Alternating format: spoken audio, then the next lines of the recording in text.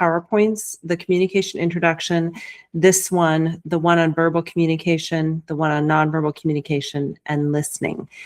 And while you have the PowerPoints available to you to review, I would strongly suggest that you also jot down notes, because that will help you as you go back to review the PowerPoints in case something on the PowerPoint maybe you don't remember.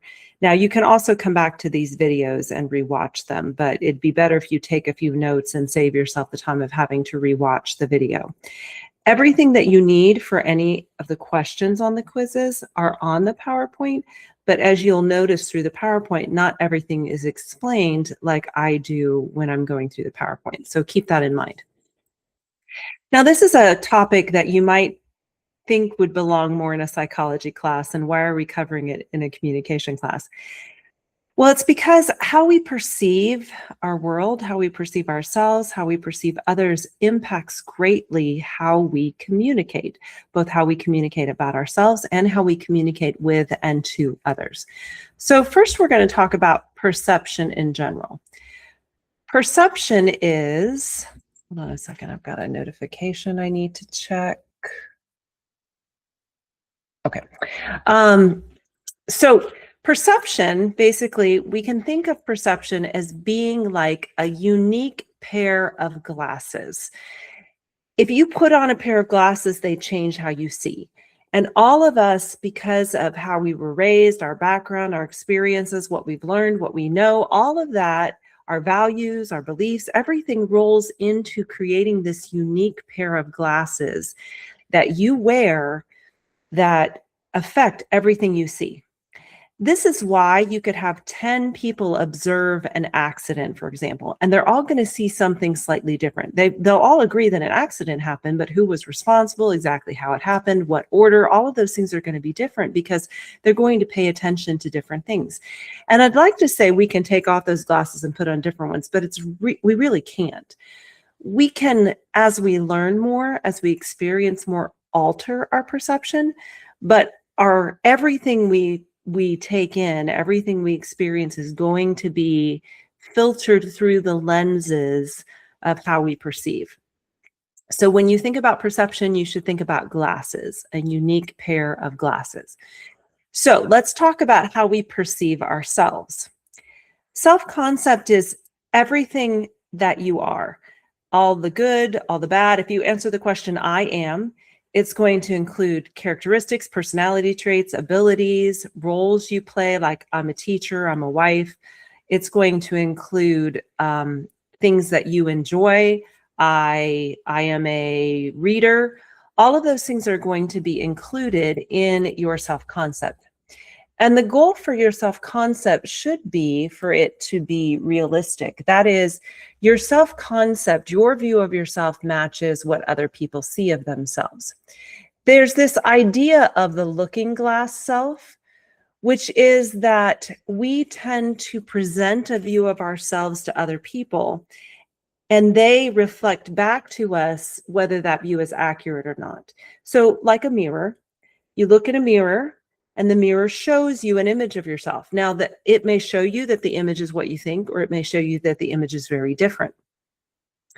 We have to be careful taking everything that other people reflect back to us into our self-concept, because there are people out there who are not kind, who do not have your best interest at heart, who themselves maybe have a low self-concept and want others to feel the same way. But in general, if you have positive relationships with people and they reflect back to you a view of yourself that's different than what you think, you might want to modify your view. I'll give you a very simple example. We all know those people who think they're really funny, and yet every time they tell jokes, nobody laughs. Now, that person has a choice to either discount the fact that nobody laughs and think, oh, they just have a poor sense of humor because I know I'm really funny, and just ignore it, or to say, okay, well, obviously I'm not as funny as I think I am. Maybe I need to get better jokes. Or maybe I just shouldn't tell jokes as much because I'm not a naturally funny person. So that's the idea of being realistic. And you can see that all kinds of factors play into the development of our self-concept, not only our communication with others, which is that looking glass self, The groups that we affiliate with, they play into our self-identity and also the roles that we fulfill. Now, self-esteem is different from self-identity in that there's a value placed on it. It can be your self-identity as a whole, your self-concept. If I as a whole view my self-concept concept in a positive way, I would be said to have high self-esteem or good self-esteem. If I view my self-concept as a whole in a negative way, I would be said to have low self-esteem. Now, it can also be in different areas. I know I am an intelligent person. I know I'm a good communicator. However, because of my visual impairment, I am not good at sports, especially sports that involve any kind of balls flying at my face. That's just not a gifted area for me. So I don't have a very high self-esteem in that area, whereas I do in other areas. Self-esteem is influenced by society and what society tells us we should be. It's influenced by our comparison with others. It's influenced by the explanations and assumptions that we have, the expectations that we have about situations. When our assumptions are shown true, our expectations are shown true, that can build our self-concept. And then self-fulfilling prophecies also play into this. A self-fulfilling prophecy is when you think something's going to happen, and so you follow through with actions that cause that thing essentially to come about. If, for example, on your first quiz, you convince yourself you're not going to do well on it regardless because you don't do well on tests, and therefore you don't study, you're probably not going to do well on it. You've proved yourself true. The goal for your self-esteem should be that it be healthy. It shouldn't be too high. It shouldn't be too low. It should be healthy in the sense that you acknowledge the things that you're good at and you recognize those things, but the things that you're not good at, you obviously also recognize. Now, my view of myself, my self-concept and my self-esteem can impact whether I communicate with someone, how I communicate with someone about myself, and also, in general, how I perceive other people's actions towards me.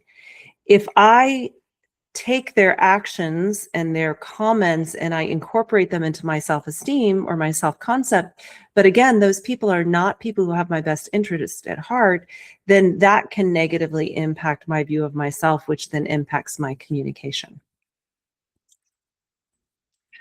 All right, now we're going to talk about how we perceive others and how this impacts communication. There are two primary ways in which we perceive other people. We perceive them initially when we meet them by the impressions that we form of them. There are what are called implicit personality theories, that is, sets of traits that tend to go together that we will often use to evaluate people. But there's also these factors that play in to how we perceive, and these are documented through research. So the primacy effect is that idea that first impressions matter. You might have heard the saying, you never get a second chance to make a first impression. The reason for that is because first impressions are very powerful. Your first impression of someone may determine whether or not you interact with them again, and their first impression of you, the same. Last impressions, which is the recency effect, can also be very powerful. The last thing that happened, if it's negative, is probably going to make you more inclined to think negatively of that person or avoid interacting with them in the future. And the same is true of positive. The halo and the horn effect have to do with how our perceptions our perceptions of other people's personality spread. When we have a very positive impression of someone, it can tend to spread to other areas. That's the halo effect. A negative impression of someone, be the horn effect, also can spread to other areas. Just a second. I think I need to, yeah, I got to do something in the Meet tab. Hold on just a second. It's giving me a message.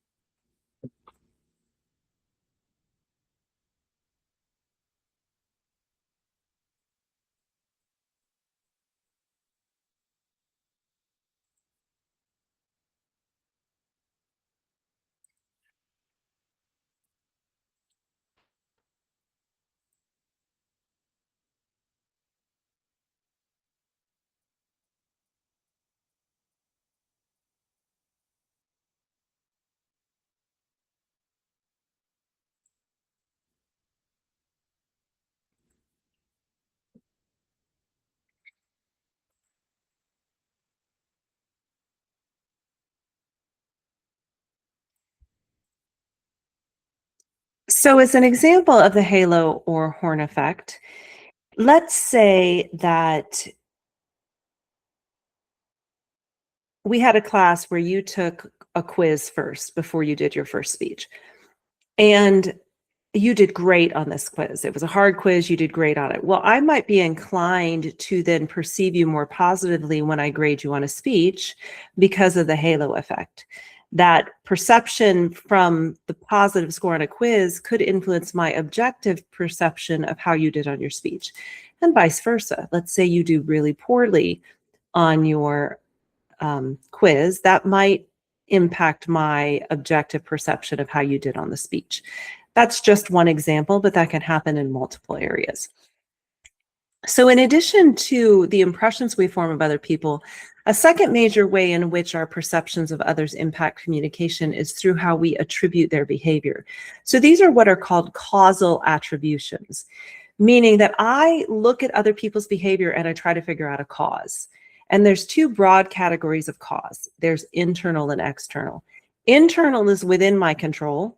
External is outside my control, like circumstances or chance, something that I don't have control over, versus internal is something I do have control over. So let's say, for example, my husband says something to me in kind of a snappy, rude way. I have a choice to interpret that behavior in one of two ways. I can say, man, he's so crabby and he's always in a bad mood, and I can interpret it to internal, or I can think about external possible causes. Why might he be responding that way? Well, maybe he's really stressed at work, or maybe he just had a stressful event that happened just before he communicated with me, and he's still reacting to that, not meaning to react to me. So that's just one example. Now, there are two main ways in which we see this evidenced. And these are documented time and time again in research, and they work together to show both of these. There's the fundamental attribution error and the self-serving bias. The fundamental attribution error is when somebody else does something positive, I tend to attribute it to external causes. Whereas if they do something negative, I tend to attribute it to internal causes. So let's take, for example, a classmate in your class. If that classmate aces the first test, you're likely to attribute it to external causes, like, oh, they're the teacher's pet, or they must have gotten answers somehow, something like that. Whereas if they fail the test, you're likely to attribute it to internal causes. They didn't study, they were lazy, they don't pay attention in class. The self-serving bias does the exact opposite in reference to us. So if we do something well, we attribute it to internal causes. But if we do something poorly, we attribute it to external causes. So let's take the same test. If you fail the test, you're likely to blame, oh, the teacher doesn't like me, or I didn't get enough sleep last night, or the notes were confusing, or the test questions weren't good. But if you ace the test, it's because you're smart and you studied and you paid attention in class. Now, you can see how this typical way we have of attributing our own and others' behavior can impact how we communicate with them. If I attribute, using the fundamental attribution error, somebody acing a test as being to outside causes, I might respond to them negatively. I might not congratulate them on doing well with the test. I might kind of have a chip on my shoulder towards them, when in reality, that may not be the truth. They may actually have studied, and vice versa. I'm going to applaud myself, maybe talk about how, oh, I studied really hard and how, I pay attention in class as to why I do well. But when other people ask me how I did and I say I did poorly, I'll say, oh, those questions were so hard to understand, or the teacher doesn't teach clearly. Okay. So let's talk about some biases we have that impact how we perceive. The first one is stereotyping. And I want to talk for a second about stereotyping, because stereotyping has really become like a very negative word. Stereotyping is necessary because it helps us organize information we take in. We take in so much information all the time. Our minds have to be able to organize it in a way for us to be able to use it. And stereotypes are one of those ways. Stereotypes are assumptions we have about individuals based on groups that we put them in. And they develop sometimes through media, sometimes through other people's perceptions, but sometimes and often through our own perceptions. So if I have a certain perception of a person that's part of a particular group and I've interacted with people in that group and they share those characteristics, that may have formed my stereotype. And remember, stereotypes can be both positive and negative. So let's take, for example, the stereotype of a college professor. If I were to say, what comes to mind when I say college professor? You might say smart, you might say, advanced degrees, you might say talk a lot, you might say think a lot of themselves. You might also say boring. And if you were to think of a physical perception of a college professor, you might have a certain thing you have in mind. This has changed somewhat because now we have more women as college professors than used to be. But when I used to think about a college professor, I always pictured a middle-aged to older man, probably balding with glasses and a goatee, wearing a jacket with an open shirt. I don't know why, but that was like my image of a college professor. So that stereotype could be accurate. It could be accurate because you've encountered enough professors that fit that stereotype.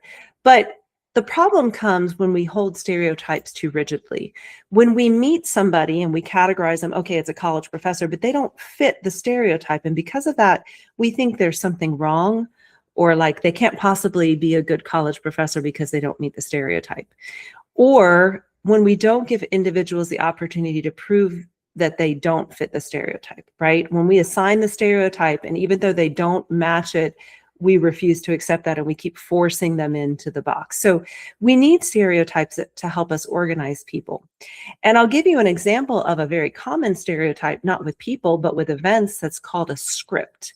Just like a play, you have a play script that tells you who you are, it tells you what to say, it tells you where to go, it even sometimes tells you what to think about yourself. And we have those scripts for common events. So, for example, you go into a restaurant, you expect that they're going to ask you how many, they're going to seat you, they're going to give you menus, they're going to come and take your drink order, they're going to bring you your drinks, they're going to take your meal order, you're going to eat, they're going to offer you dessert, they're going to bring the bill, you're going to pay, you're going to leave. If you were to walk into a restaurant and it wasn't a restaurant that it's a flat fee, and they were to say, okay, we think you're going to order X, Y, and Z. And so before you even order, we want you to pay your bill, which is going to be $52. We would all be like, what? That's not normal. And because it doesn't fit the script. So a script is a stereotype of an event, a sequence of things that we experience that's common to us, so we know what to expect. We have to have a way to organize things, or else we would be constantly anxious about how to interact in situations. And the same thing goes for stereotyping people. Again, the key is to not hold those stereotypes too rigidly.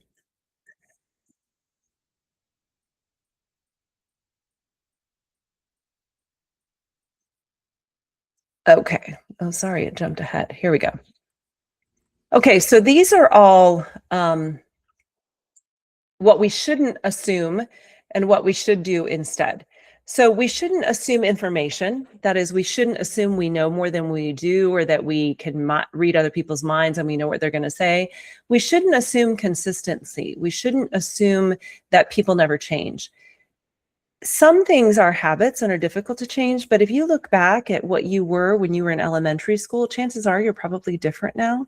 And we all change through time and experience. So we shouldn't assume that just because someone was one way years ago that they never changed, they're going to be the same. Assuming the worst, that can be about other people, or it can be just about events and experiences, a very negative kind of pessimistic attitude. Assuming, and again, we do that, all of these naturally. So we tend to assume information. We tend to assume people can't change. We tend to assume the worst about other people instinctively. We tend to assume that others are responsible for their behavior, like the fundamental attribution error. And we tend to assume that we are not responsible, and that is the self-serving bias. By contrast, then, we should ask questions and seek confirmation. So rather than assuming I know information, I should listen. I should ask questions to confirm. And then if I need to say, okay, this is what I'm understanding, is this correct? Right? Instead of assuming constancy, we should accept that people can and do change. Instead of assuming the worst, we should think positive until we're proven otherwise. This doesn't mean that you're going to be all starry-eyed and just believe what everybody says. And if somebody hurts you, keep letting them hurt you again and again and again. No, you shouldn't do that. But you shouldn't assume the worst until you're proven that that's actually the case. You should keep your mind open to other possibilities, to other explanations. We should try perspective taking, which is the idea that I try to see things from another person's point of view. Going back to my husband when he snaps at me, if I think, oh, what could be going on with him right now? Oh, I know he's really stressed at work. And so that probably wasn't anything to do with me. He's just carrying over that stress. That's perspective taking. And then we should accept responsibility for our own behaviors. Sometimes when we're so quick to excuse our behaviors, especially towards other people, it doesn't give us the opportunity to grow and to change and to build relationships, because people get so tired of us always blaming something else instead of saying, you know what, you're right, I was wrong. I was responsible for that behavior. I was wrong.